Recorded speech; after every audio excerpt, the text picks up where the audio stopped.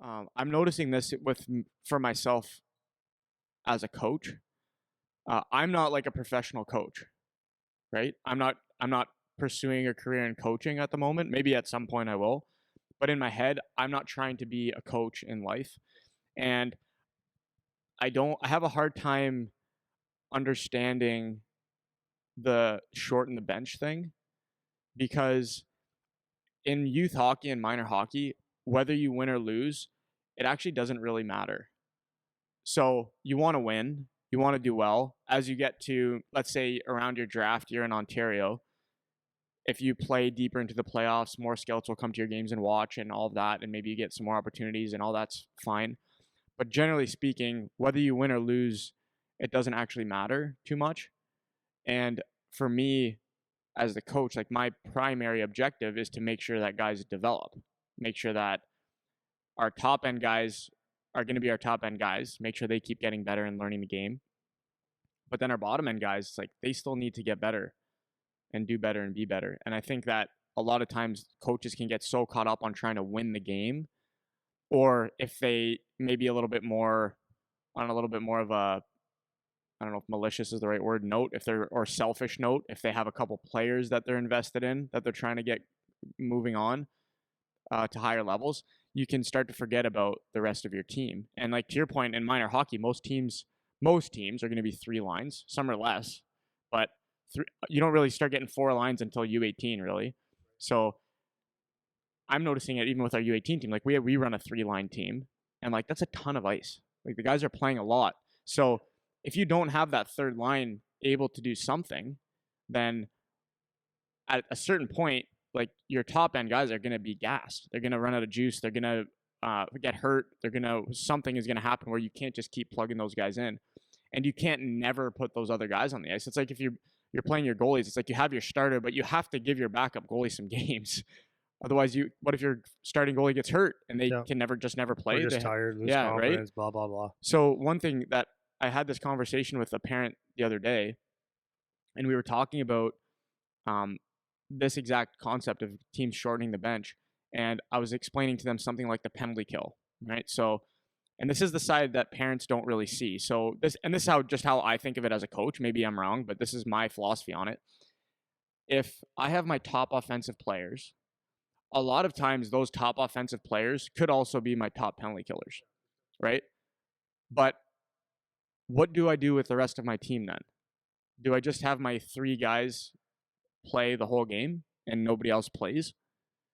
So my natural inclination as the coach is to say, okay, my offensive guys are going to score my goals because they're the more offensive guys. I'm going to have them prioritized on the power play.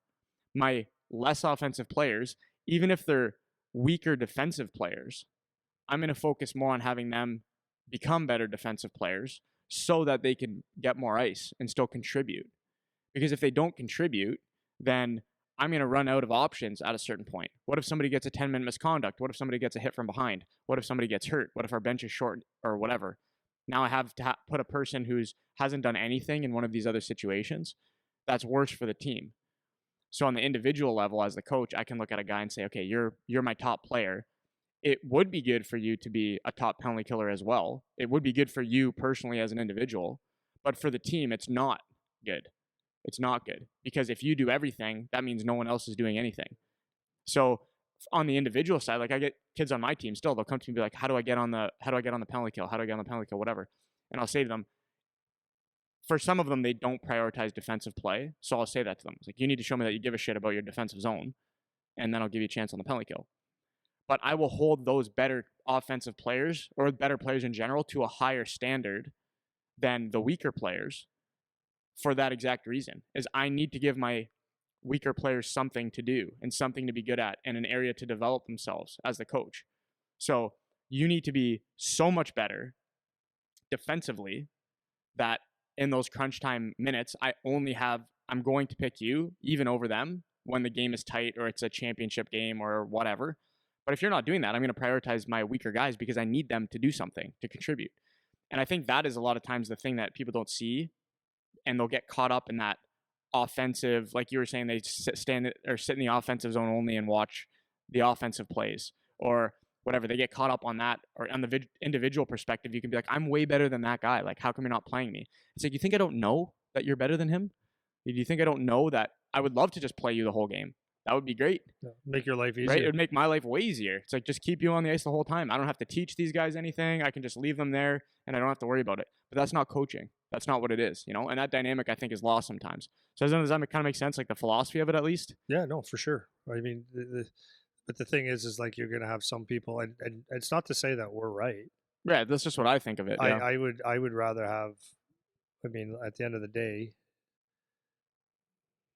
do you want to win? Of course. Will you do whatever you're going to work your ass off to win and help your team, your players do whatever they can to win. But is it worth doing that when you have a 12 or 13-year-old? Not worth doing it, but is it at the risk of a 13 or a 12-year-old getting 2 10-second shifts a period? Like, I don't think so. Like, you want to develop the hockey players. So that's that balance between winning and development. And a lot of people say you can't do both. Maybe you can, maybe you can't. I don't know. Depends on your personnel, right? And if like we did a podcast like that on this a little bit before, is if you're playing against like a top team in the States or Canada, or like a top team, and you're like a bottom feeder, like a bottom team, then like winning, trying to win, the will to win is critical, but you can't lose your shit if you lose to the best team by far, that have, when they're 14 and have, half their team is already 6 feet tall because they're just that area. They get picked with that many people and stuff. It's like you're up against one, so you better be able to develop. Yeah, in my opinion, I agree, and that's what I think on the coaching end.